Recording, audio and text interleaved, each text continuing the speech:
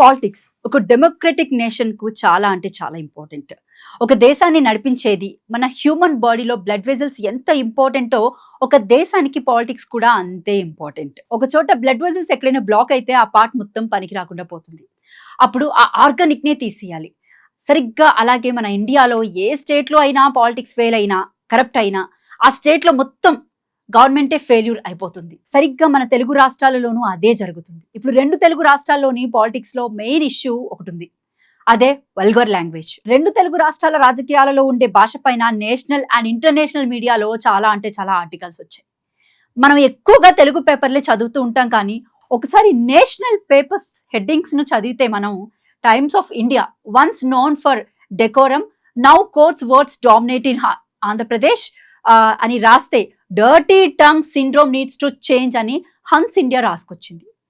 ఇలా మనం గమనించకపోయినా తెలుగు రాష్ట్రాలలో ఉన్న హేట్ స్పీచ్ పై నేషనల్ మీడియా ఎప్పటికప్పుడు హెచ్చరిస్తూనే ఉంటుంది. మరి అసలు దీనికి ఈ పంద ఎలా వచ్చిందో ఇప్పుడు చూద్దాం.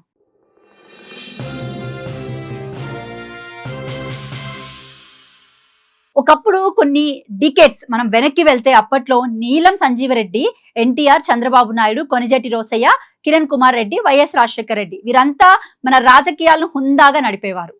ఒకప్పుడు అసెంబ్లీలో మొదలైందంటే చాలు పంచులు సామెతలతో దద్దరిల్లిపోయేది.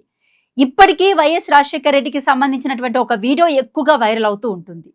ఇప్పుడు బీజేపీలో ఉన్న ఎంపీగా ఉన్న ఈటల రాజేంద్ర ఒకప్పుడు టీఆర్ఎస్ లో ఉండేవారు. అప్పుడు ఆయనపై పట్టుమని 10 సీట్లు కూడా రాలేదు రాజేంద్ర, నీ తలకాయ ఎక్కడ పెట్టుకుంటావని అసెంబ్లీలో వైఎస్ అన్నారు. ఈ మాటలో ఎక్కడ వల్గారిటీ లేదు, బూతులు లేవు, కానీ ఒక్క మాటతో విపక్షాల నోరు మూయించగలిగారు. కొనిచేటి రోసయ్య చంద్రబాబు నాయుడును ఉద్దేశించి అసెంబ్లీలో మాట్లాడేటప్పుడు మీరు నన్ను డ్రామా ఆర్టిస్ట్ అని అనవద్దు, నేనెప్పుడూ డ్రామాలు వేయలేదు, కనీసం స్టేజ్ పై వెనక వరుసలో కత్తి పట్టుకొని కూడా నిల్చోలేదు, కాబట్టి నన్ను డ్రామా ఆర్టిస్టు అని పొగడొద్దు, సెటారికల్ గా మాట్లాడారు. మరో సందర్భంలో చంద్రబాబు నాయుడు గారు, నేను మీ అంత తెలివైన వాడిని కాదండి, మీ తెలివి ఏ పార్టీతో అంటూ సెటారిక్ గా ఎన్టీఆర్ ను గద్దదింపిన విషయాన్ని ఎత్తి చూపించారు. ఈ విధంగా ఒకరిపై మరొకరు సెటైర్లు వేస్తూ అందరినీ నవ్విస్తూనే విపక్ష పార్టీలు చేసిన తప్పులను ఎత్తి చూపేవారు. ఇది చాలా హుందాతనంగా ఉండేది. కానీ ఆ తర్వాత మరీ ముఖ్యంగా 21వ శతాబ్దంలోకి ఎంటర్ అయ్యేసరికి పాలిటిక్స్ లో వల్గర్ లాంగ్వేజ్ వచ్చేసింది. కొంతమంది నాయకులు ఈ లాంగ్వేజ్ ను ఆధారంగా చేసుకుని పాలిటిక్స్ లో ఎదిగారంటే పరిస్థితి ఏ పార్టీదో మనం ఇప్పుడు అర్థం చేసుకోవచ్చు. హుందాతనంగా ఉండాల్సినటువంటి కొన్ని రాజకీయాలు లుచ్చా, లఫంగా, చెత్తనా కొడక ఇలా ఒకటేమిటి అమ్మాయిగా నేను పలకలేనివి యూట్యూబ్ లో అప్లోడ్ చేస్తే స్ట్రైక్స్ పడేంత వల్గర్ గా ఉంటుంది ఈ నేతల భాష. తెలంగాణ నాయకులైతే దీన్ని వాళ్ళు సమర్థించుకునే పని కూడా చేస్తున్నారు. మరి తెలంగాణ యాస కూడా ఇలాగే ఉంటుందని, మేము ఇలాగే మాట్లాడతామని చెబుతున్నారు. వీళ్ళు చెప్పేదాన్ని బట్టి చూస్తే తెలంగాణ యాస అంటేనే బూతులుంటాయన్న రీతిలో మాట్లాడతారు. కానీ ఎప్పుడైనా తెలంగాణ యాస అంటే బూతులు కాదు, ఒక అందమైన యాస.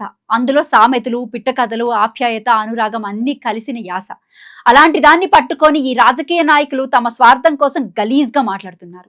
ఏపీలోనూ తక్కువేం కాదండోయ్, కొంతమంది రాజకీయ నాయకులు చాలా గలీజ్ గా ఉమ్మి కంటే తెల్లది, వెచ్చనైనది అన్న రీతిలో మాట్లాడుతున్నారంటే మామూలు విషయం కాదు.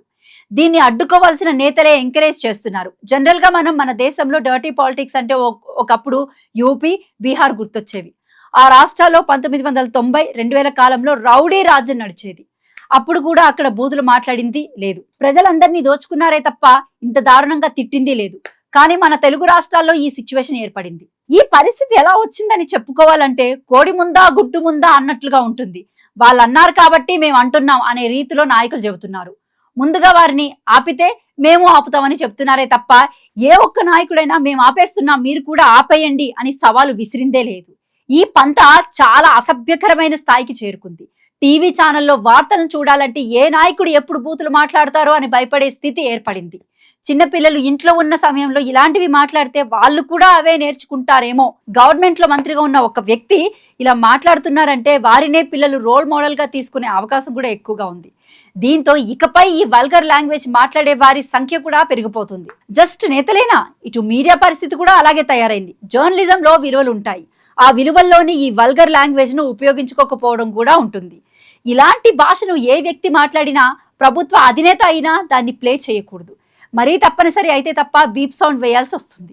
ఎక్కడ దీని గురించి రాయకూడదు. కానీ ఇప్పుడు ఆ పరిస్థితి లేదు. రాజకీయ నాయకులు ఎవరైనా బూతులు మాట్లాడినప్పుడు, తిట్టినప్పుడు వివాదం అయితే ఆ వివాదం ఎలా మొదలైందో చెప్పాలంటే దీన్ని ఖచ్చితంగా వినిపించాల్సిన పరిస్థితి వచ్చేసింది. పబ్లిక్ కూడా రాను రాను దానికి అలవాటు పడిపోతున్నారు.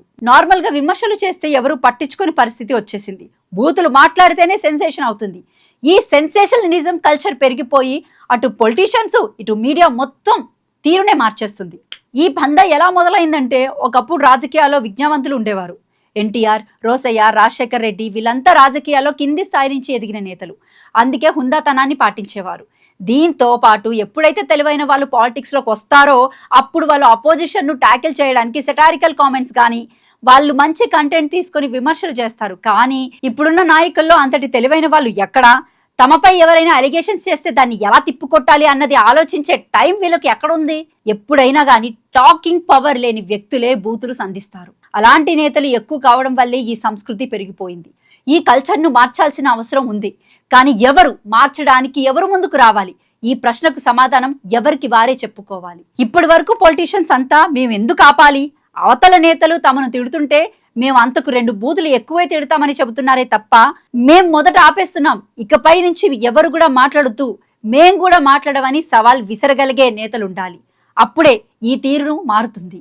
ఈ బూతులన్నీ ఆగిపోయి సక్రమైన భాష రాజకీయాల్లో ఎంటర్ అవుతుంది. అప్పుడు ఈ నేతలు సెన్సేషనలిజం కల్చర్ మీడియాను కూడా వదిలిపోతుంది. ఎవరైనా స్ట్రాంగ్ సెటైర్ వేస్తే వారిని పబ్లిక్ ఫాలో అయ్యే సిచ్యువేషన్ వస్తుంది. అప్పుడు కూడా మన రాజకీయాలు క్లీన్ గా మారేది. అందుకే చదువుకున్న వాళ్ళు పాలిటిక్స్ లోకి రావాలి. సరిగ్గా చదువుకున్న వాళ్ళు ఎవరు బూతులు మాట్లాడరు.